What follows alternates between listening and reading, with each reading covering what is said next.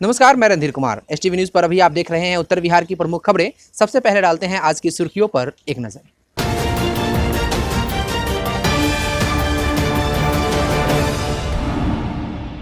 Corona positive मरीज मिलने के बाद पूर्वी चंपारण में बढ़ाई गई प्रशासनिक सख्ती।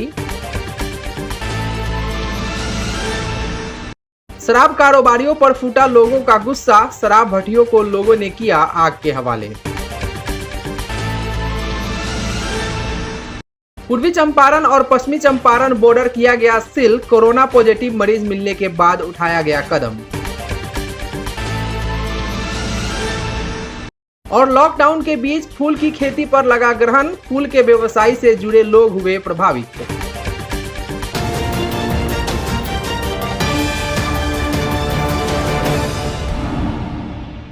पूर्वी चंपारण जिले में 4 कोरोना पॉजिटिव मरीज मिलने के बाद प्रशासनिक सख्ती बढ़ा दी गई है।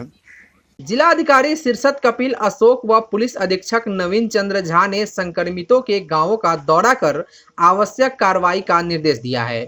डीएम ने कहा कि बंजरिया व अरेराज को सील कर दिया गया है। उन्होंने बताया कि बंजरिया के 3 व अरेराज के 1 संक्रमित को मोतिहारी स्थित डाइट में बनाए गए आइसोलेशन सेंटर में भर्ती कराया गया है। डीएम ने कहा कि दोनों जगह के मरीजों के कॉन्टेक्ट को ट्रेसिंग कराया जा रहा है। संक्रमित के परिवार व निकटतम सदस्यों को क्वारंटाइन किया गया है। मेडिकल टीम को क्षेत्र में सर्वेक्षण कर पूर्व में तय मापदंड पर कार्य करने का टास्क दिया गया है। गौरतलब है कि अब तक ग्रीन जोन में रहा पूर्वी चंपारण रविवार को 4 कोरोना पॉजिटिव मरीज मिलने से अचानक सुर्खियों में आ गया।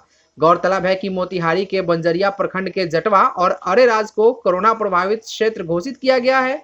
इन क्षेत्रों को चारों ओर से लगभग 3 किलोमीटर के क्षेत्र को सील कर दिया गया है।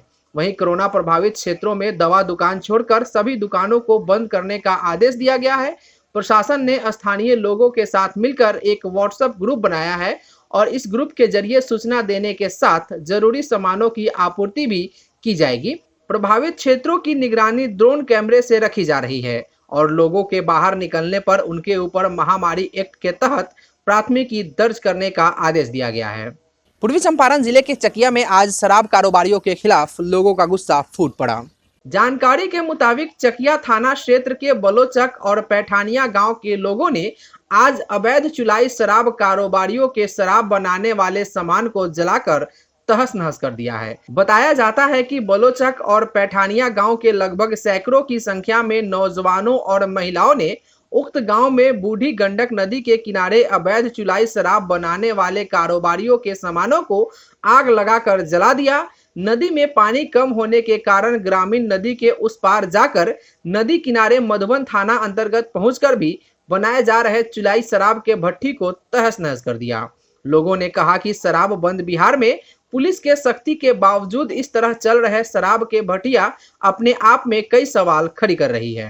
कोरोना वायरस के कारण घरों में रह रहे 9वीं और 10वीं क्लास के बच्चों के लिए डीडी बिहार ने एक विशेष पहल शुरू की है। इससे बच्चे भी काफी खुश नजर आ रहे हैं और इन संकट के काल में सरकार के इस पहल की सराहना भी कर रहे हैं। सीतामढ़ी जिले के कमला बालिका उच्च विद्यालय की 9वीं क्लास की छात्रा नीलोफर खातून ने बताया कि अभी कोरोना महामारी को लेकर लॉकडाउन चल रहा है और इसमें हम लोगों की पढ़ाई बहुत पीछे हो रही थी क्योंकि सभी स्कूलें बंद हैं। आज दूरदर्शन पर बिहार राज्य के द्वारा मेरा दूरदर्शन मेरा विद्यालय कार्यक्रम के माध्यम से हम लोगों के लिए जो कक्षा का संचालन किया जा रहा है यह काफी सराहनीय है। आगे कहा कि रमजान का महीना चल रहा है और हम लोग रोजा के साथ साथ क्लास भी कर रहे हैं। अब मुझे अच्छा लगता है कि हम लोग अपने सिलेबस को पूरा कर सकेंगे।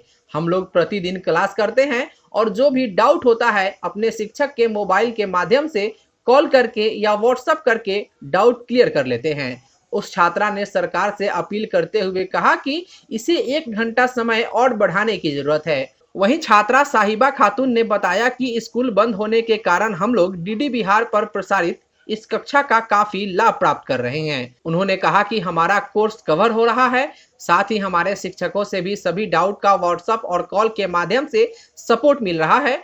उसके लिए उन्होंने दूरदर्शन और बिहार सरकार को धन्यवाद दिया है। वहीं सीतामढ़ी डीएम अभिलाषा कुमारी शर्मा ने कहा कि जिले के लगभग 20,000 से अधिक 9वीं व 10वीं कक्षा के बच्चों को इससे काफी लाभ प्राप्त होगा। उन्होंने कहा कि डीडी बिहार से पढ़ाई और उन्नयन ऐप पर बच्चे सवाल जवाब प्राप्त कर सकते हैं। उन्होंने कहा कि जिले के 125 विद्यालयों के विद्यार्थी उन्नयन ऐप से जुड़ चुके हैं। इससे पढ़ाई के साथ साथ बच्चों को सवाल का जवाब भी मिलेगा। गूगल प्ले स्टोर से उन्नयन ऐप को डाउनलोड करके इस सुविधा को प्राप्त कर सकते हैं। इस संबंध में शिक्षक SN झा ने बताया, मेरा दूरदर्शन मेरा विद्यालय सरकार का एक अभिनव प्रयास है इस लॉकडाउन में, जबकि सारे इंस्टीट्यूशंस बंद हैं, स्कूल, कॉलेजेस, कोचिंग्स, तो बच्चों की शिक्षा व्यवस्था को निरंतरता देने के लिए सरकार का ये प्रयास प्रशंसनीय है। हम शिक्षकों के लिए भी ये खाली वक्त में बच्चों के द्वारा जो डाउट्स भेजे जाते हैं व्हाट्सएप पे, तो हम लोग अपने अपनी क्षमता के अनुसार अपने अपने सब्जेक्ट का कोशिश करते हैं कि बच्चों के डाउट्स को टेलीफोनिक, व्हाट्सएप, ईमेल, मैसेजेस के द्वारा जहाँ तक बन पड़ता है वो बच्चों को भेज करके उसके स्टडी की कंटिन्यूटी को मेंटेन रख रहे हैं। वहीं इस संबंध में छात्रा नीलोफर खातून ने कहा, मैं बिहार सीतामढ़ी की रहने वाली हूँ।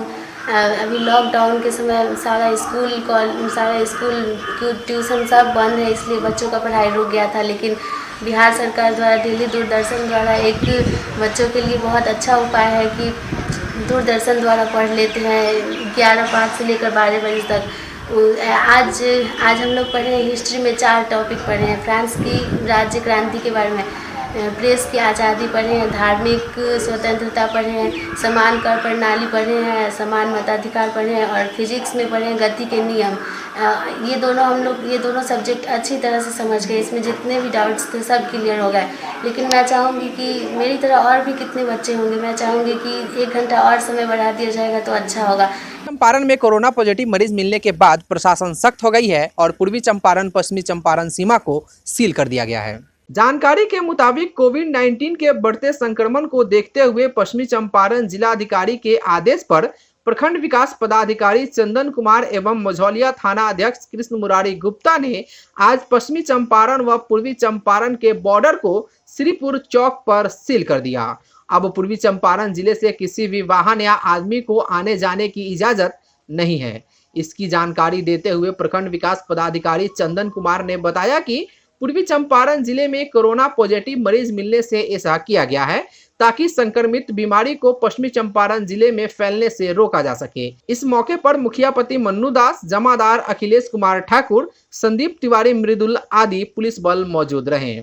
पश्चिमी चंपारण जिले के मझौलिया स्थित पंचायत भवन में मुखिया अनिल बैठा के अध्यक्षता में आशा कार्यकर्ताओं की एक महत्वपूर्ण बैठक आज संपन्न हुई, जिसमें यह निर्णय लिया गया कि आशा कार्यकर्ता गांव-गांव, घर-घर जाकर हर व्यक्ति को कोविड-19 के संक्रमण के प्रति मझौलिया के 14 वार्डों में जाकर लोगों को जागरूक करेगी। जिसके बाद आज बुखार, सर्दी, जुकाम से पीड़ित व्यक्तियों को नजदीकी स्वास्थ्य केंद्र पर तैनात डॉक्टरों से जांच कराने की अपील की गई। सुपरवाइजर सजदा सबनम ने लोगों को जागरूक करते हुए कहा कि संक्रमण से बचाव के लिए सदैव मास्क का प्रयोग करें, सोशल डिस्टेंसिंग का पालन करें, घर में रहें और लॉकडाउन का पालन करें। 14 वार्ड के आशा कार्यकर्ता के साथ एक बैठक हुआ, जिसमें बैठक में ये बताया गया कि 1 मीटर से दूरी पर 1 मीटर से ज़्यादा दूरी बनाए रखें और घर घर जा कर के सबों को साफ सफाई के बारे में बताएं। और मेरी आशा कार्यकर्ता जो है, जो कोई भी बाहर से आ जाता है उसको तुरंत PHC को फ़ोन करती है और वहाँ PHC का गाड़ी आ जाता है और उसको ले जाकर लोग को बैठक किया गया। आशा लोग हैं मझौलिया पंचायत से कोविड-19 का जो कि लोग को बचाव के लिए बैठक किया गया है ताकि ये अपने क्षेत्र में रहे और अपनी सुरक्षिता करते हुए मास्क वगैरह के लगाकर अपना वर्क करें। पश्चिमी चंपारण जिले के मझौलिया में इन दिनों फूलों की खेती पर ग्रहण सा लगा हुआ है।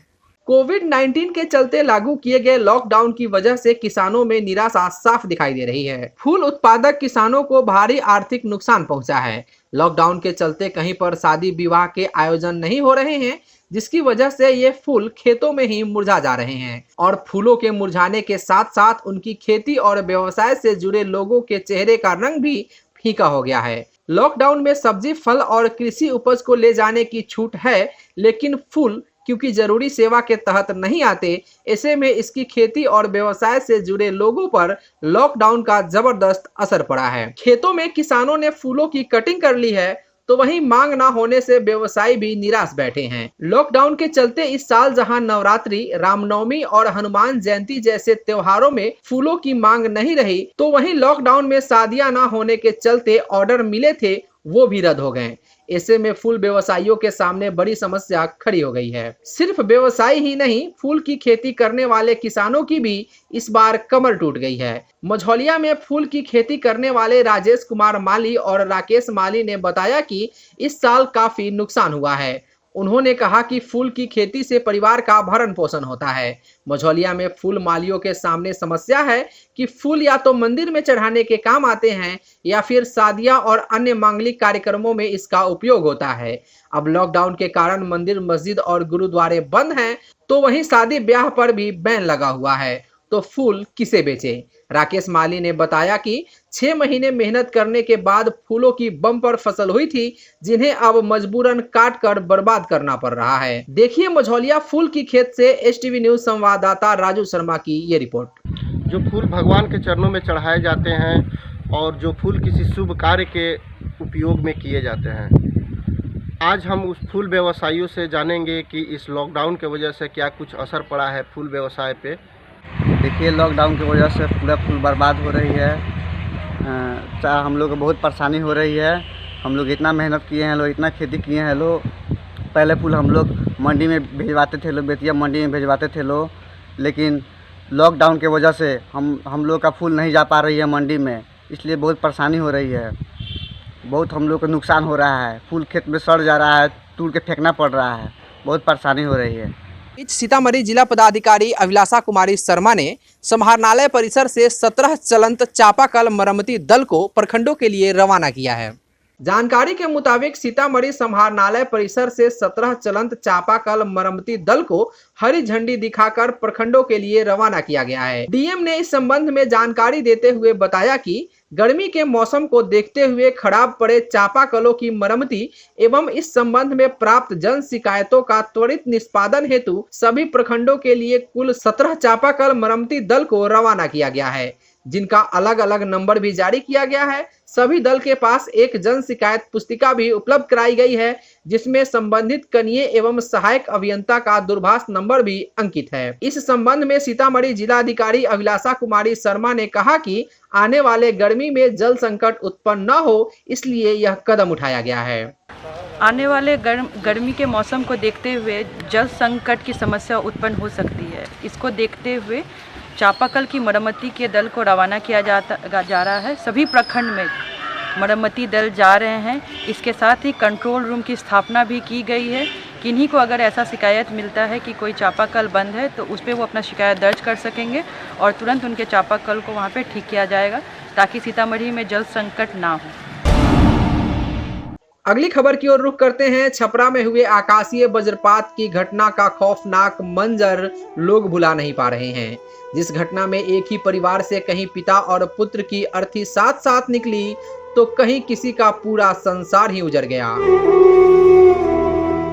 जिसे लेकर लोगों में खौफ अब भी बरकरार है। तो वहीं इस घटना के दौरान मौत के इस मंजर को करीब से देखे चश्मदीद किसान इसकी जिक्र भी नहीं करना चाहते। उनके मुताबिक बार बार उस दृश्य की याद उन्हें आतंकित कर देता है। सदर प्रखंड के मखदुमगंज निवासी लक्ष्मण राय व नंदू कुमार दो ऐसे किसान हैं जो इस घटना के दौरान महज कुछ ही मीटर के फासले पर मौजूद थे, जिनमें नंदू करीब 50 मीटर के फासले पर एक मचान पर बैठ परवल की अपनी खेती की रखवाली कर रहा था, तो किसान लक्ष्मण राय इस घटना से महज 2 मिनट पूर्व ही उस झोपड़ी से लघुशंका के लिए बाहर निकले थे। प्रत्यक्षदर्शी दोनों किसानों के मुताबिक तभी मानो तेज गर्जन के साथ आसमान फट पड़ा और एक तेज रोशनी के साथ मानो आग का एक गोला झोपड़ी पर आ गिरा, जिसके दौरान झोपड़ी में बैठे लोग एक जोरदार धमाके के साथ छिटक कर अलग अलग दूर दूर जाकर गिरकर तड़पने लगे।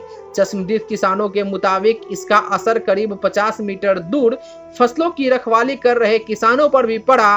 किसान बताते हैं कि उनका दिमाग सुन्न हो गया और शरीर में एक प्रकार की अलग झंझनाहट उत्पन्न हो गई, जो करीब 20 मिनट तक रही। वहीं इस घटना के दौरान झोपड़ी में बैठे 8 लोग एक साथ चिपक गए थे, जिनका हाथ पकड़कर एक दूसरे से छुड़ाने की कोशिश की जा रही थी। तभी बचाने गए लोगों को भी करंट का जोरदार झटका लगा, जिसके बाद लोग बांस के एक डंडे के सहारे एक दूसरे कुल 8 किसानों को अलग अलग कर बाहर निकाला गया। वहीं लोगों ने ऐसा भी अंदेशा जाहिर किया है कि जिस झोपड़ी पर वज्रपात हुआ उसे काले रंग के एक तिरपाल से ढका गया था, जिसे लेकर जानकार बताते हैं कि काला रंग व वृक्ष आकाशीय बिजली को अपनी ओर आकर्षित करते हैं। गौरतलब है कि रविवार को आकाशीय बिजली की चपेट में आने से 9 लोगों की मौत हो गई थी, जबकि 7 लोग बुरी तरह झुलस गए थे, जिनका इलाज चल रहा है।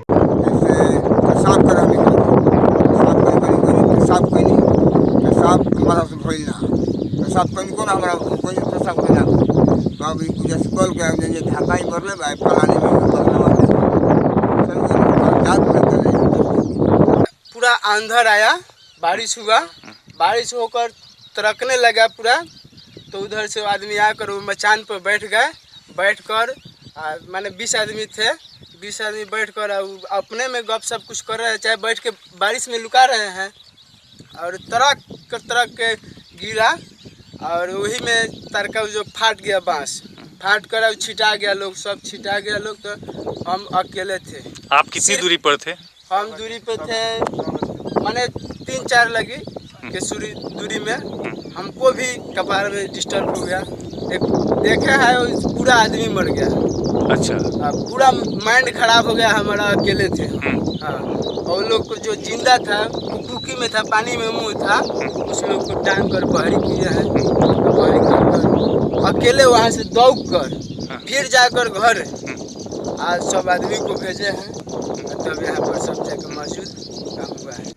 आज के लिए बस इतना ही। STV न्यूज़ पर प्रसारित होने वाली खबरें, प्रोग्राम्स आप GTPL के चैनल नंबर 985 और डेन के चैनल नंबर 155 के साथ साथ आप अपने सुविधानुसार मोबाइल फ़ोन पर भी देख सकते हैं। अगर आप हमें YouTube के माध्यम से देखना चाहते हैं तो STV न्यूज़ के ऑफिशियल YouTube चैनल को सब्सक्राइब करें। फेसबुक पर जुड़ने के लिए फेसबुक पेज को लाइक करें और ट्विटर पर हमें फॉलो करें। तमाम लेटेस्ट अपडेट के लिए देखते रहिए उत्तर बिहार का सबसे तेजी से उभरता न्यूज़ चैनल STV न्यूज़, सच की आवाज़। नमस्कार।